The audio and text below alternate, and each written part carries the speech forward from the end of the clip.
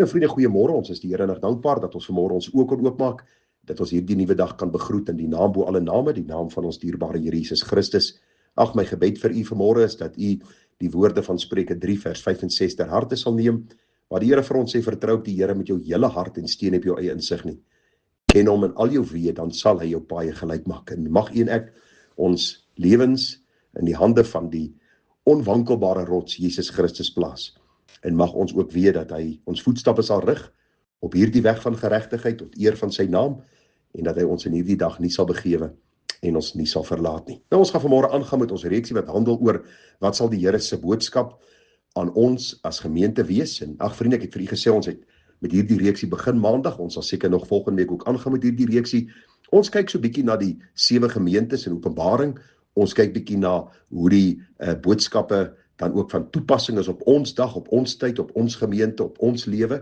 En ons sien ook hoe relevant God se woord is vir ons dag en tyd. En u sal sien dat daar 7 gemeentes is. 5 van hierdie gemeentes word sterk deur die Here aangespreek, waarvan 2 gemeentes deur die Here gekomplimenteer word, eintlik bemoedig word in hulle stryd teen die bose. En ag vriende, ek het vir u gesê, ons het nodig om so 'n bietjie hand in eie boesem in te druk en vir die Here te vra, Here, hoe lyk my lewe? Ek het vir u gesê dat in 'n gemeente is daar altyd die tyd van opgewondenheid, soos ook in ons geestelike lewe. Ons het vir u gesê dat dikwels wanneer ons hierdie geestelike wedloop begin, is daar hierdie opgewondenheid, hierdie dankbaarheid, hierdie entoesiasme, hierdie vuur in ons wat brand, en dan met tyd dan taan dit, dan vervlou dit, en ons het nodig om net weer uit die waarskuwings wat die Here vir hierdie gemeentes gegee het te leer, en dan weer ons hart voor die Here te ondersoek, en opnuut te vra, Here, steek 'n nuwe vuur in ons binneste aan vir u werk, vir u saak, vir u naam, vir u eer, en bo alles vir u, as ons verlosser en saligmaker. Nou vriende, as ons vanmôre kom by die gemeente van Thyatire, dan gaan ons dit in 2 boodskappe hanteer, want ons sien 'n paar baie sterk dinge wat die Here aanspreek hierso. Ons gaan 'n bietjie kyk na die skrikwekkende aankondiging wat die Here maak, wanneer dit kom by hierdie gemeente, en dan gaan ons bietjie kyk na die liefdevolle erkenning, en dan die ernstige en dringende vermaning wat die Here hulle gee, die oordeel wat die Here baie duidelik uitspreek, die oproep wat die Here gee, en dan die kosbare belofte. Wonderlik om te sien, ten spyte van die vermaninge en ten spyte van die ernstige oproep tot bekering, is daar altyd genade wat die Here ons gee. Baie keer sê mense vir jou, maar wie, hierdie God is so wreed en hy is so hard en hy is so ongenaakbaar en hy wil altyd kyk hoe hy 'n mens kan bykom. Dan sê ek vir hulle, nee, lees net die Bybel. Die teenoorgestelde is waar. As die Here ons moes oordeel na wat ons verdien, was nie een van ek vanmôre hier nie. Was daar nie 'n gemeente op aarde wat se deure nog oop sou staan nie. Dit is juis God se genade en barmhartigheid wat weerspieël word deur die blaaie van die Bybel en baie duidelik ook na vore kom, selfs in die gemeentes wat die Here sterk aanspreek oor sonde wat hulle in hulle midde toegelaat het. So kom ons kyk gou vinnig na hierdie gemeente in Thyatire en hoe hierdie waarskuwing op ons van toepassing is as gemeente. Wat sal die Here vir ons sê vanmôre?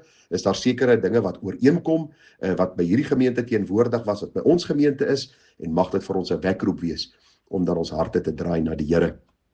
Nou vriende, die sterk aankondiging kom in Openbaring 2 vers 18, daar staan en skryf van die engel van die gemeente in Thyatire, dit sê die Seun van God, wat oë het soos 'n vuurvlam, en sy voete is soos blinkkoper. Jy onthou, die engel van die gemeente is die predikant. Johannes skryf aan die predikant, en hy skryf aan hierdie predikant wat die Here vir die gemeente wil sê. En net die aankondiging is alreeds vir ons iets wat op ons op die punt van ons stoele laat sit, want Johannes gebruik hierdie beeld van Christus, wat oë het soos 'n vuurvlam, en sy voete soos blinkkoper.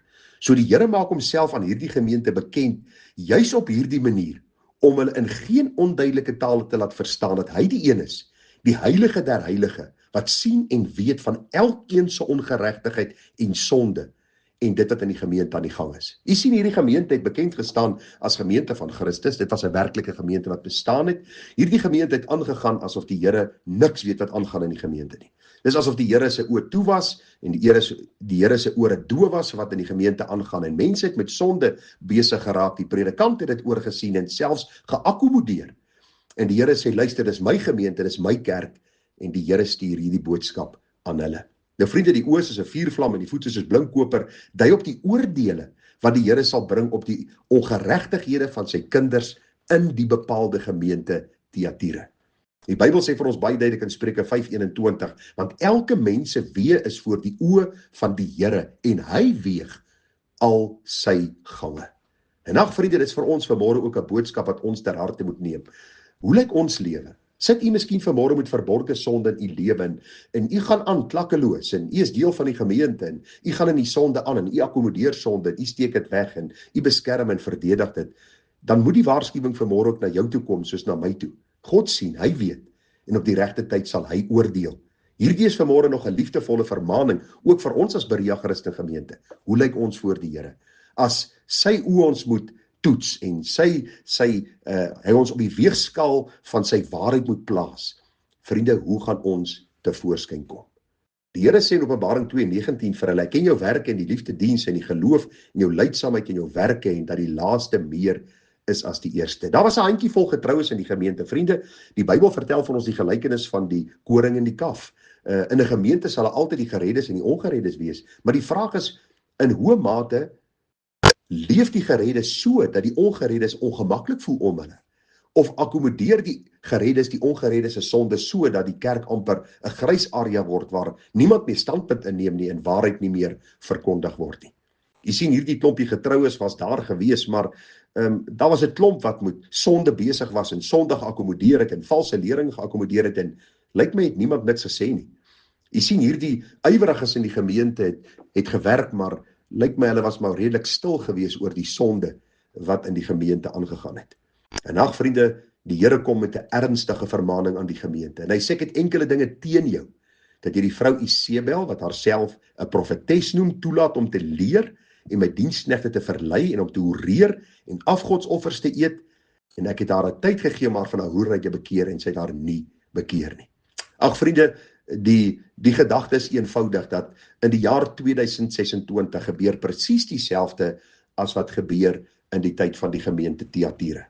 Gemeentes raak absoluut los van die Bybel en hulle wil nog steeds die kerktoring laat staan en hulle wil nog steeds kerk hou in die naam van die Here en hulle wil nog steeds so af en toe die naam van Jesus noem, maar hulle stel nie belang in sy waarheid nie. Eerste plek, die vrou Isebel wat leer. Luister, die Here het nie 'n vrou gegee om in diens van die Here te staan in die ampt van 'n predikant, 'n ouderling of hierdie lerende posisie nie. Die Here sê baie duidelik in 1 Timoteus 2 vers 12, ek laat die vrou nie toe om onderrigting te gee of oor mans te heers nie. Dis wat die Bybel sê, en as u nie daarvan hou nie, dan moet u maar vrede maak daarmee. Maar dis wat God sê en ons kan nie verander daaraan nie.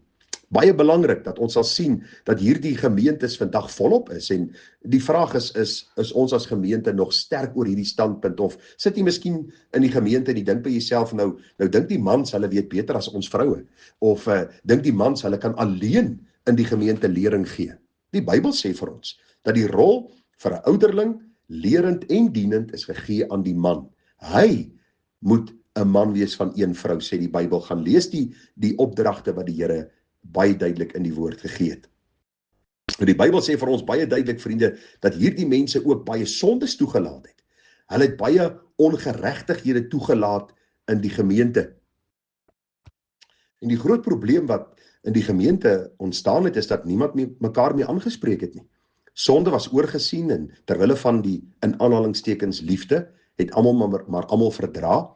En die Bybel sê vir ons baie duidelik dat ons as kinders van die Here nodig het om die kerk van die Here suiwer te hou. Dis nie, ek praat met die ander persoon omdat ek dink ek is beter as hy of heiliger as hy nie. Nee, as ek duidelike sonde in sy of haar lewe bespeer, moet ek met haar praat. Die Bybel sê vir jou in Matteus 18:15. En as jou broeder teen jou sondig, gaan bestraf hom tussen jou en hom alleen. Ons bestraf nie iemand, vriende, uit 'n meerderwaardige posisie waar ons dink ons is beter as hulle nie, maar ons sien die sonde, ons sien die skade wat dit aan die gemeente verrig, ons sien die skade wat dit aan die broeder en sy vrou en sy gesin of aan die persoon alleenig verrig, en dan moet ons hierdie mense aanspreek, terwille van Christus, terwille van hierdie persoon se heil, terwille van die rekenskap wat aan die Here moet gee, want ons is mekaar, die Bybel sê vir ons is mekaar mense. Ons gee om vir mekaar, ons verdra mekaar, ons vermaan mekaar, ons vergewe mekaar, ons bou mekaar op in die allerheiligste geloof, en daarom sê die Bybel, as die persoon luister, dan jy jou broeder gewen. Jy praat nie met almal daaroor nie. As hy nie luister nie, neem nog iemand saam. As hy nie luister nie, sê dit aan die gemeente. As hy nog steeds nie luister nie, skei hom af van die gemeente. Jy sien, dis die belangrikheid van God se kerk. Dit moet rein en suiwer gehou word. Die Bybel sê vir ons die hartseer van hierdie gemeentes dat die boodskap het gekom en hulle het gehoor hulle moet hulle bekeer en hulle wou nie. Hulle het net eenvoudig hardnekkig aangegaan hulle sonde. Soveel so dat die Here oor hierdie gemeente toornig geraak het. En ag vriende, ons gaan bietjie kyk na wat die Here vir ons wil sê uit hierdie gemeente wanneer ons maandag sal aangaan. Maar wat ek u wil vra hier so reg voor die naweek, dat u en ek ons harte voor die Here sal bly ondersoek. Dat ons die Here sal vra dat ons gemeente sal wees soos die Here dit van ons vra. As ons van broeders en susters in die gemeente weet dat met sonde besig is, dat ons in liefde met hulle sal gaan praat. Dat ons die liggaam van Christus sal suiwer hou, dat ons die reinheid van Christus se gemeente hoër sal ag, vriende, as enige iets in ons lewe. Maar dat ons ook op onsself sal let, dat ons lewe voor die Here rein en heilig sal wees. Ag, mag die Here genade gee. Daar's so baie wat ons nog kan sê, maar ek probeer net vir u kortliks sê wat in hierdie gemeentes gebeur het, hoe dit van toepassing is op ons gemeentes vandag, op die kerk van Jesus vandag, hoe ons dit kan sien as 'n waarskuwing, daarop kan let, sodat ons nie in dieselfde oordeel sal val nie. Mag die Here genade gee, groete vir u, mooi dagie verder, tada.